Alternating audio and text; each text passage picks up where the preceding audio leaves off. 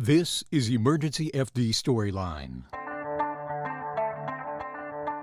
The patient was burned 100% of third-degree burns all over his body. There was no other way to say, well, what if I could have done this, or what if I could have done that? You can what if a situation to death.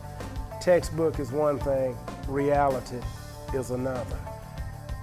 The words from an EMS supervisor in 1995 after a tragic incident that touched everyone on the scene, including me. You're listening to EmergencyFD Storyline. The views expressed on this program are from the guest and the host and do not necessarily represent the views of any government agency, private company, or public service. EmergencyFD Storyline's focus is to tell the story of those in the fire service and to highlight what matters to our first responders. I'm your host, Tom Mann. Post-traumatic stress is real, and for members of the fire service, it is all too common. To clearly illustrate that point, these are the words I recorded from members of the Memphis Fire Department right after a very tragic motor vehicle fire. You have all this training and all these book rules and everything the book says you're supposed to do, but when you're confronted with it, it's just so overwhelming that it's very hard to look at the book and this doesn't make sense anymore. I don't know if there's a whole lot different we could have done. Like I said, I'd like to have been able to gotten a little closer to him and everybody, like I said, everybody deserves somebody to hold their hand for them while they die. This was especially tough because the victim was burned real badly, and he was conscious and looking around, and it was just terrible. Just for somebody to be conscious, knowing how bad they're burned. It's a terrible feeling to know somebody was in there with that much fire. And I really don't know how to tell people what it feels like going through your body. You just try to get the job done and do a lot of praying for the victim. When you think you've seen it all, something else comes along that's worse than the time before. Once it happens, you can't decide you ain't gonna do it. You gotta go on and do it anyway. You're committed. You took an oath, no matter how gross it is. It's a little hard to explain. For the first time, it's hard to see. There's nothing in the EMT or the firefighting side that can prepare you for something like this. When you see it, it's beyond words, because when I walked up, it was something I can't explain. It was scary and kind of sickening and frightening all at once, but you had to do what you had to do to get him out of there and to see that he was going to live when he left your care. The last voice you just heard was a very young rookie firefighter named Todd Conklin. Recently, I sat down with the now veteran fire inspector as we talked about the memories that don't go away. That's our storyline.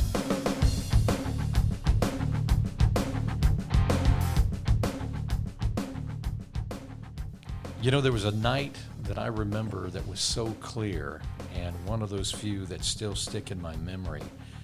This is we're talking 25, we're getting closer to 30 years on this thing. I think February will be 25 years. And it will be 25, you are right. It'll be 95. Oh, man, and that's been a long time. You had been on, 6 months with the fire department? Less than a year on the company. Okay. I'd been on the fire department a year, but because of the 6 months of school. So I came on in November of 93, assigned March, April of 94.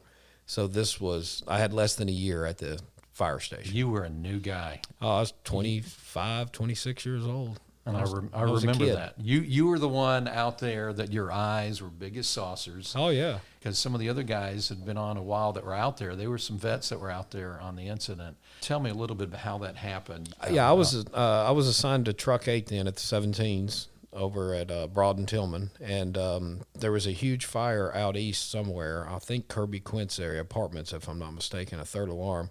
So because of all the equipment that was out there being shuffled around, they were moving other equipment inside the city around to help compensate for all the companies that were unavailable. So we had gotten a call, I want to say midnight, 1 o'clock, to go cover at the 21s to help fill a hole for the city. We weren't there 30 seconds heading back the truck into the bay, this call comes in for motor vehicle fire on the interstate. That's all we knew. And, of course, being on a truck, we were going, why are they sending a truck? Because that wasn't, trucks don't usually make car fires. But soon did we find out this was not your ordinary car fire. I was coming behind, and I guess it was you guys. I'm not sure who it was, but I was riding behind someone. I was going to that third alarm fire, and I thought I was going to get some great footage. And that night I saw off in the distance these flames, big flames. And I thought, well, I'll go ahead and go on down and take a look at this, and I'll get these guys knocking down a motor vehicle fire, which is typical, nothing usually eventful with them. We get there. And I don't even think at that time, nowhere in this was there any possibility of a parties trapped or anything. I mean, as far as we knew, we hadn't been told anything yet. I remember rolling up, and when I get there, I think somebody was trying to put the fire out. Yeah, 17s, because 17s and Truck 8 housed at the same house. Ironically, which it doesn't always happen, we were sent together to cover at the 21s, so then ended up being sent together to this car fire. I started hearing weird sounds. I remember somebody said something, there's ammunition in the back. I heard this, somebody yelling that, and I heard dings on the side of the concrete where I was, and it kind of freaked me out. Yeah, we kept hearing the pops, and we didn't, at first, making car fires, the tires. Yeah. The tires always blow out. Not exactly like gunfire, but it's a similar sound.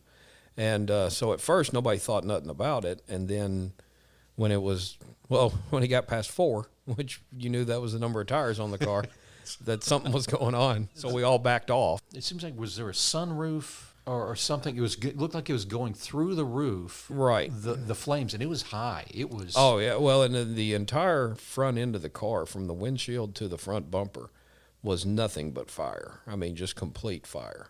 And we still didn't know exactly what happened or how the car caught fire. We had no idea. And later we found out it was a crane weight that had fallen on the interstate. A counterweight off a crane had hit the Poplar Avenue bridge over 240 and had knocked it off, and it fell, ironically, directly underneath the bridge. So it was shadowed because it was 2 o'clock in the morning or so. So you never saw it. What was it, 50 yards, 100 yards? Oh, yeah. This counterweight is 50, 100 yards in front of this burning car in the same lane still. And we're like, what's that? This car had hit it and pushed that forward. Right. And then when we looked down and started seeing the scratch marks in the asphalt where it had slid, I don't know what a counterweight weighs. I would assume a couple 1,000 pounds easy. And so this guy, probably doing 60, 70, hits this thing full speed, obviously never had a chance to even touch the brakes. There had been minutes, 3, I guess, I don't know how many minutes this was fully involved. 5 minutes? I would guess, 3 to 5 minutes. Between that and then, the gunfire we heard for a moment, it was probably 3 to 5 minutes this car burned, 20 feet in the air. So obviously the police had stopped all traffic behind us and diverted it off of the interstate. But then they started shutting down the other side because this car was on the inside lane next to the retaining wall. He was still in the lane, but it was close. And we were trying to maneuver hose and do our job, so they had shut down the interstate northbound as well. We got the car out, and they said fire knocked down and everything, and the smoke started slowly but surely clearing. I don't remember if it was a trucker or if it was a cop or what it was. Somebody hollered, "Hey, there's somebody in that car." And we're like, there's no way. Used tools and forced the door open, pried it all the way back. And, as the smoke cleared, because it was the middle of the night and we had lights off equipment shining on the vehicle so we could see what we were doing because it was directly underneath the bridge, which made it darker because the street lights wasn't reaching under there. And then all of a sudden you see the smoke and then you see a silhouette. And you're like, no way. And then he moved. And he moved. And everybody was like, that's not possible. This isn't real. I'll never forget that gasp of air or whatever it was, or moan, or there was something that happened because his head rocked back a little bit. And, every one of us was shell-shocked, obviously. I was actually videotaping this, and I thought, I'm not going to get this because I saw the guy, and I'm like, he had no face. Right. He had no ears, no eyelids, no nose, no lips. He was charred. I mean, Completely. for lack of a better word, yeah, it was 100% charred. And And I remember walking around to the passenger side of the vehicle to do something else. And it was weird because the passenger side of the vehicle, I don't know if you remember, was completely intact. yeah, I mean, do the remember paint that. was perfect. Yeah. You couldn't tell the vehicle was ever in a wreck, but you get around to the other side, and it had burned the paint down to bare metal. And because I remember seeing the door when we pried it back, going, that door is, I mean, it was completely clean down to sheet metal. I mean, you couldn't even tell what color the car ever was. It was just completely clean. The paramedic supervisor, he looked at me and he said, Wow. keep your camera rolling. I'm like, I actually said, I don't think I should. He said, no. He said training. He just said this word training. He said, this needs to be seen. Yeah, this will matter one day. And his name was John Powell, if you remember. Yeah, I do remember. And him. John was there, and I remember there's Gene Coughlin, there was Mark Heath. And Yeah, they were on the unit. They were on the unit, and everybody had this look. And this is hard to even describe what we saw. Well, because we were like, all right, we've got to get him out, and so I had a Halligan tool. The entire dash and carpet, whatever, burnt and melted around his feet, so they were stuck to the floorboard and carpet. And as the smoke cleared, we couldn't figure out what was next to him, and come to find out it was the motor and transmission of the car. He had hit this counterweight so hard it knocked it into the passenger cabin. And so we're sitting there prying and trying to get his feet loose. And I to this day, I can't tell you if it was his feet breaking loose of this, or we broke his ankles. We were prying so hard. I just remember a loud pop, and then he was kind of free. And then the other thing, and I'm sure you remember this, the next thing is we went in to get him out. So we're all grabbing him as best we can, and the skin's peeling away. I remember the seat, you just saw springs. Mhm. And Yeah, he there was he no kind of fabric. almost into the Right. the springs. And me and you have talked about this for 25 years, and the only way I know how to explain it is overcooked barbecue. Yeah. And the fatty layer on the top of a shoulder, that when you grab it, it just peels away. I said, that's, his legs were split open. His thighs were where they had just burst, due to the heat. And then I remember we got him on the stretcher, and his legs were still bent, and his arms were still out like he was in the driving position. They had almost like hardened. Mm-hmm. And then we get him on the stretcher, and they do a nasal airway on him, nasal pharyngeal, and he's breathing. Not well, and it's more of a gasp, but then he was breathing. We had once we realized he was in there, Gene or Mark, I don't remember which, had already called for the wing. So we're in between those two bridges there, the railway bridge and the Poplar Bridge. So we had to land the chopper on the north side of the Poplar overpass.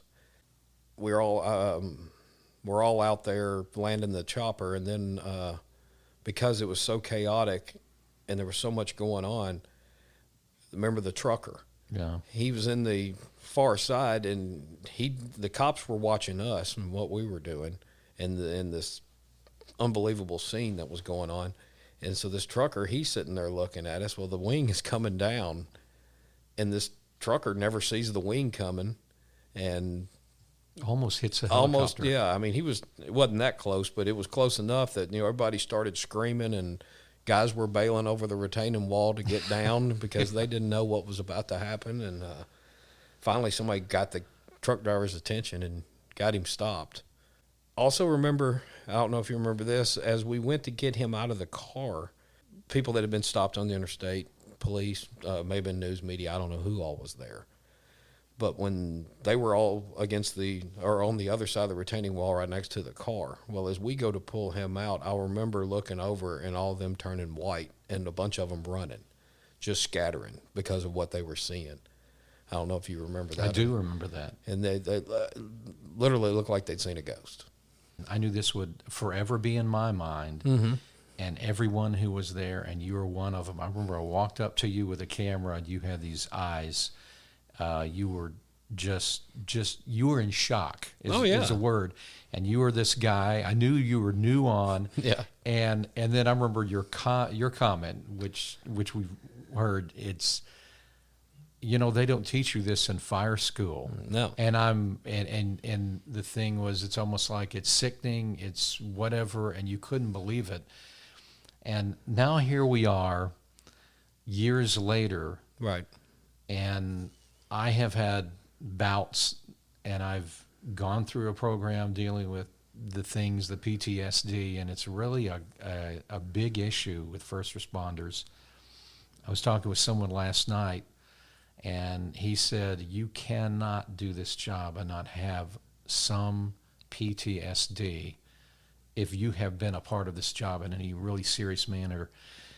I remember the sights, the sounds, the smells. Oh, yeah. I got where there are certain foods to this day, and I don't want to sound, this is not a joke, but if I go somewhere and there's barbecue ribs or anything else, I'm right back there. Mm-hmm. How has that affected you? And then as you went through the job through the years? Well, the knowledge 26, almost 27 years later. It takes a different, whether it's police or fire. When you're doing your job, you almost have to kind of check out of seeing them as people. You have to see them as a task. And it's not that you're hardened or you don't care. It's just that you can't always focus on them as a human being or a person. You have to, like I said, all right, this is the job at hand. And these are the steps that's going to get us through this job, and you just mark them off in your head. All right, did this, did that, did this. All right, now then we're, and there's numerous times that afterwards you were like, okay, that was tough. I'll never forget that morning because I was a rookie, and they took our turnouts, and I remember that. Had to decon everything. Ran us through showers, and we're in Tyvek suits because we didn't have any extra clothes because we didn't even we weren't prepared for anything. I remember going home because that smell, like you said, was still in my head, and I couldn't get it out of my head. So I went home and took a shower and ran a washcloth as far up my nose as I possibly could, just trying to get this smell out of my head. And as I remember washing my hair and closing my eyes, and I saw him. I mean, not that he was standing there, but I saw him. Yeah. And I'd open up my eyes and like, all right, that was weird. And then, finished taking a shower, closed my eyes again, there he was again. So I remember, taking a shower, drying off, getting dressed, called a buddy of mine, wasn't on the fire department, just a friend I've had forever, still friends to this day. I said, hey, man, what are you doing? And he said, no, nothing, doing some stuff around the house. I said, cool, I'm coming over. And he's like, you all right? And I said, I will be. But I knew that I did not want to be alone. Yeah. At that moment. I was exhausted. I mean, we'd been up all night long. But I was like, there's no way I can go to sleep. I mean, that's not possible. I done tried to close my eyes twice, and that didn't pan out real well. So I knew that I needed to go talk. And it didn't have to talk about the event or what I'd seen. Just talk. Just, have a friendly face. Which, for, I guess that's the hard part for fire departments, mental health professionals as well. Firemen, and I'm assuming police too, we don't necessarily trust talking to anybody that's not one of us. You may have gone to school, graduate top of your class, and, be the greatest psychiatrist in the world. You don't know what we do. You don't understand what we do. You don't see what we see. When I say this, you don't get it. Now, you can come at it from a mental standpoint, but you don't know what's in my head. Does that make sense at all?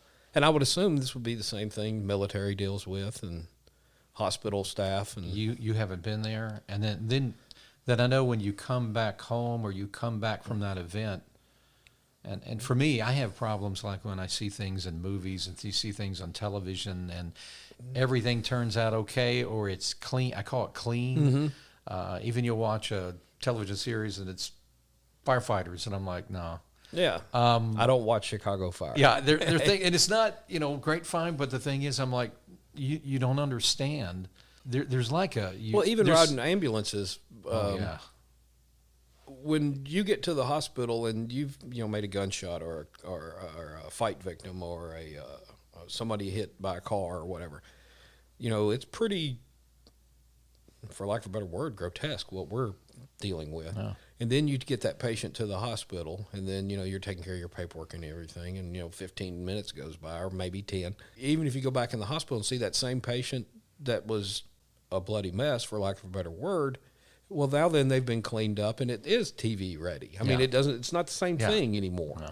And so that part that's when you're like, oh, wow, that was an 18-year-old girl or a grown man. And then next thing you know, you're cleaning up, wiping everything down, and you remember going right back at it. One of the scenes that always is through my head, and the thing is, I have the video of this where you guys are standing there. You were talking about deconning. Mm-hmm. I remember all of you standing there and holding your arms out with your gloves on. It was almost like, how do we, okay, here's the description. You had the flesh of this guy all over you. From your fingertips all the way up to your chest and shoulders where you were holding him, and down your legs. And it was, again. How do you can't describe that until you see it, and you see this charred. Mm-hmm. It looks like somebody just rubbed you guys up and down with a lot of charcoal, and then there was blood matter. There was skin hanging off of some of you. Oh yeah, because I remember when we got him on the stretcher and we're getting him to the wing. Our helmets then, the shield would rotate down over your face. Because of that nasal deal, he was kind of gasping, and I didn't pay attention at first, and my shield was not completely down. And I was at his head. Well, Randy Hilliard reaches over and smacks my shield and knocks it down. Well, it isn't half a second after he does that, a glob of something hits that shield and is running down in front of my face. I'm assuming something came out of his airway or whatever, but... How do you explain? You can't explain it to people, and we're talking about it. It was really gross. At the same time, now I look back, I know, hey, this was a human being. This was a guy that was in an accident, going to work, which I understood and heard the story about that. He never made it to work. Right. And then we ended up, they had a debriefing with us, and they brought in a counselor, psychiatrist, whatever he was. None of us really partook, maybe as much as we may have should have. Again, trust factor. We had each other, that we could talk to. But then the other bad part is because of how this happened, many of us for, I want to say 6 months, a year, sporadically would be lawyers, would come and interview us, and we'd have to talk about it again and relive it again because there was a lawsuit filed for obvious reasons. Because I think the guy with the crane, he never stopped. Yeah, he didn't. He kept going. Yeah, so they had to go figure out, and he may or may not have even known it happened, but anyway, they had to go track down this truck driver with this crane and figure out exactly what happened, how it happened, and so that's your reliving and going through it. And as I guess we look back and people talk about PTSD, and they talk about these things, and those things you see, they do have an effect. And I know after that, I showed up on the scene of any kind of motor vehicle accident or any kind of motor vehicle fire.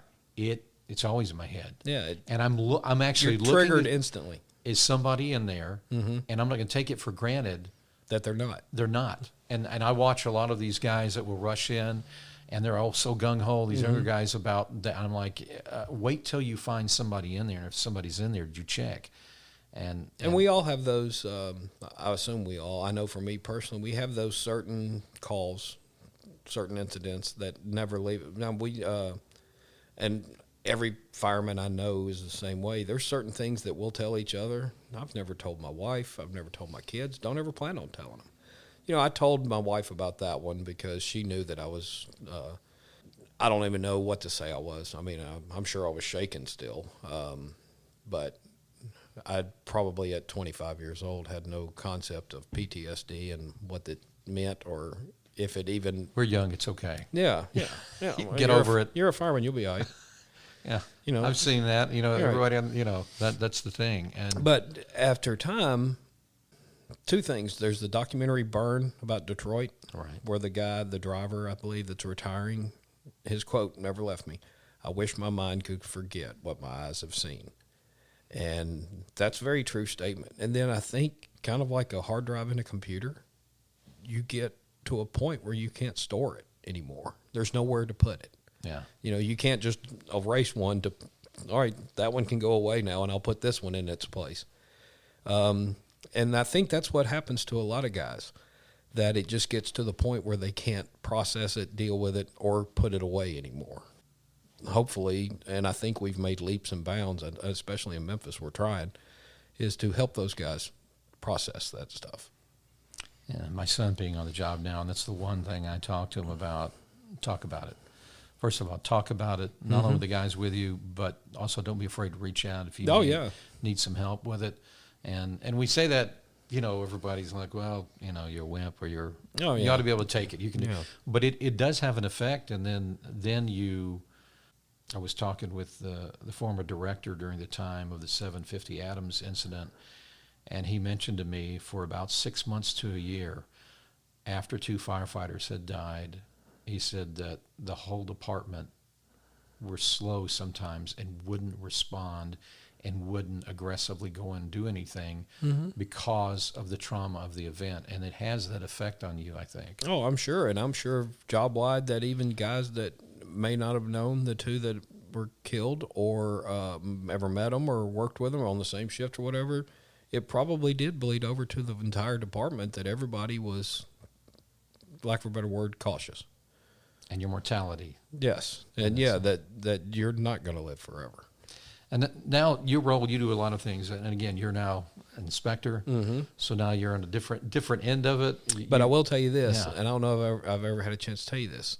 Of course, I knew I was getting promoted. I don't remember what I think the set we worked was Saturday, Monday, Wednesday. Well, I think I knew beforehand that set, or during that, like Saturday or Monday for sure, that I was going to get promoted. So I knew my last days on the company were coming. And I'll never forget this. My last day on the company, I remember my wife calling me and going, hey, you know, today's your last day. How's it going? And I'm like, I don't want to do this anymore. She's like, you all right? I said, yeah, I'm fine. And she goes, what have y'all done today? And I said, we've only made 3 runs. One was a SIDS baby. You know, so we found an infant dead. Another was a 35-year-old male that hadn't been heard from by his friends in a few days. So 3 days, possibly 72 hours, found him dead in his apartment. And then the last one was a suicide. Those were my 3 calls, my last 3 calls as a pumper driver. And so I'm not even the guy that's as much hands-on because I'm driving. But I remember telling her, I said, you know what, this isn't, and I hate to use the word fun. This isn't fun. I'm done. Yeah, I'm ready for a change. You know, I didn't, you know, because it was leaving the engine house. You know, I was nervous about that because that's all I'd known for 18 years and loved it and still love it. Still miss the guys. But at that point, I was like, you know what? I'm ready to do something different. I don't want to see this anymore. You know, I guess you get tired of seeing the worst in the world or humanity. Yeah. So, yeah, luckily, yes, I am a fire inspector, so it's kind of a new role, enforcing the fire code. And which is part of the prevention side of it. In right, a way, yes. it's kind of like coming around to which is one of the main roles as public education and prevention for the fire service. Everybody forgets that. Oh, That's yeah. actually the number one role of the I would fire say, department. Yeah, because it's to prevent. And obviously and I tell the new guys when they get promoted to this job, and I've tried to keep it in my head all along, and this is something I really believe in. Firefighters save lives. Right. Fire prevention saves firefighters. Right. If I do my job correctly, those guys that's getting off those trucks at 2 o'clock in the morning and going in this building, every system that they depend on to do its job does its job because I did mine. So we do fight fire still. We just fight them before they ever happen and try to keep them from ever happening. So it is a different side. That's a powerful role. Anything else you can think of if you wanted to advise anybody, and that's just one incident Yeah. of the many you've been through. Right.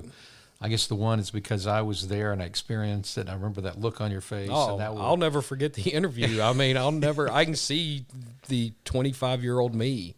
Yeah. I mean, eyes looked like saucers, and for years afterwards, I don't know how long exactly, but for years afterwards, the Memphis Fire Department would show that video during fire school. Because, I mean, there were guys I didn't know that just been on, hey, man, I know you. Yeah. You're the guy in the video. Dude, you look scared. I said, I was scared to death. I didn't know what I'd just done. So, again, advice you would give anybody. If you make a call or a scene or an incident or whatever the case may be, and you leave there and you have these thoughts or feelings like you can't shake it, there's no shame in talking to somebody. There's none whatsoever. Of course, your brothers and sisters on the fire department that made the scene with you, they're feeling maybe not exactly how you are, but they saw what you saw. So, go to them. If that doesn't help, talk to your lieutenant and say, hey, I think I need to talk to somebody. This has been weighing on me. Or, no fireman calls himself a hero, but, what they do is heroic. Let's put it, that way. But even heroes need help. So if you think you need it, get it. It's there for you. And somebody will come and talk to you. And if nothing else, maybe just a conversation will be the conversation that changes it for you. Because so many, unfortunately turn to substances or lashing out on, some other way to deal with it. And, maybe just a conversation would have changed that for them. And we could have saved one of our own that way. You know what I mean? Exactly. Well, thank you, Todd. Todd Conklin with the City of Memphis Fire Department. Appreciate all you've done. Well, thank you so much. Thank you very much. It's great to see you again. The Memories That Don't Go Away, Emergency FD Storyline, with our guest, Inspector Todd Conklin of the Memphis Fire Department. If you want to find out more about the story of the night we've discussed, check out a video on our website called The Memories That Don't Go Away. You will find it on EmergencyFD.com under the Video Library tab. Find it under the menu icon on your mobile app. That's www.emergencyfd.com. Look for the title, The Memories That Don't Go Away, under the Video Library tab. If you would like to contact Emergency FD Storyline with comments or a suggestion for story or subject for an upcoming podcast, email us at storyline@emergencyfd.com. That's storyline@emergencyfd.com. I'm Tom Mann, and I want to thank you again for listening. There are many more stories coming on Emergency FD Storyline.